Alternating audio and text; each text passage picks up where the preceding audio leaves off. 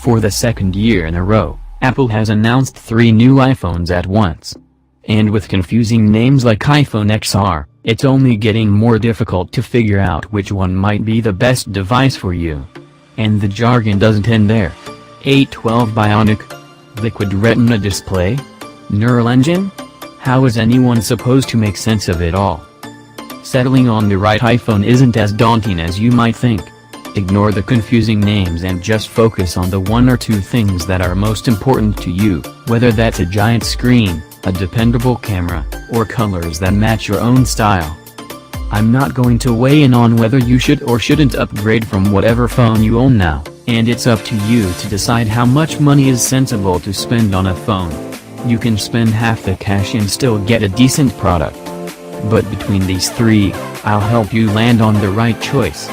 First, let's examine the many things that the 3 new iPhones have in common. The iPhone XS, XS Max, and XR share a lot of the same features. Remember the iPhone 5C? It was a cheaper iPhone that had very colorful designs, so it makes for an easy comparison to the XR. But it also had year-old specs compared to the 5S that was introduced alongside it. This time around, Apple is putting the same core hardware into every one of its 2018 iPhones. There are differences when it comes to screen size, battery capacity, and camera, but the similarities cover a lot. All 3 new iPhones share Apple's latest A12 Bionic processor, a 7nm chip that, according to the company, represents a breakthrough in mobile computational power. Its 2 performance cores, which handle intensive tasks, are up to 15% faster than the iPhone X, while the 4 efficiency cores, responsible for powering your everyday app usage, are up to 50% more efficient. The GPU is up to 50% faster. It's not like modern iPhones struggle with running iOS games, but this silicon opens new possibilities for software to come.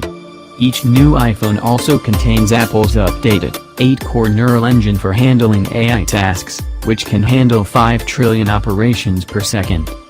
Talking about the main camera, the XR might lack a telephoto zoom lens, but it has the exact same 12-megapixel f/1.8 primary camera as the XS and XS Max. Apple says that on each of the 3 models, the camera uses an all-new sensor, with larger pixels, and it's capable of Smart HDR, which produces photos with far greater dynamic range and less noise in low light. The new camera is also better at freezing motion shots, according to Apple.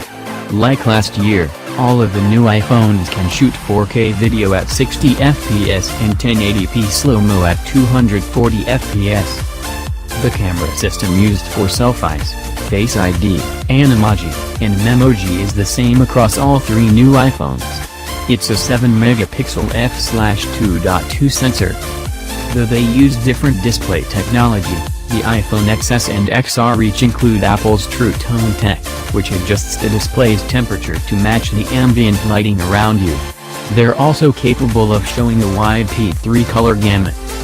Coming to security perspectives, yes, the home button is gone for good from Apple's 2018 iPhones, but the company has sped up Face ID this year by adding a faster secure enclave and smarter face scanning algorithms.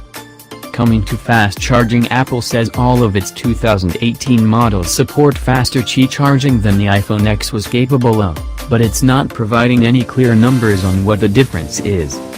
But for now, the good news is that the new iPhones are all capable of supporting 2 phone lines by including both eSIM and 1 physical NAND SIM card in the phone.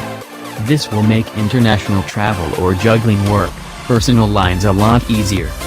It somehow took Apple until the year 2018 to give iPhones the ability to record stereo audio, but hey, at least it finally happened. The iPhone XS, XS Max, and XR each have 4 microphones built in to capture stereo sound when you're shooting video. So guys, this is for today. Subscribe the channel and don't forget to click the bell icon. See you soon in the next video. Peace out.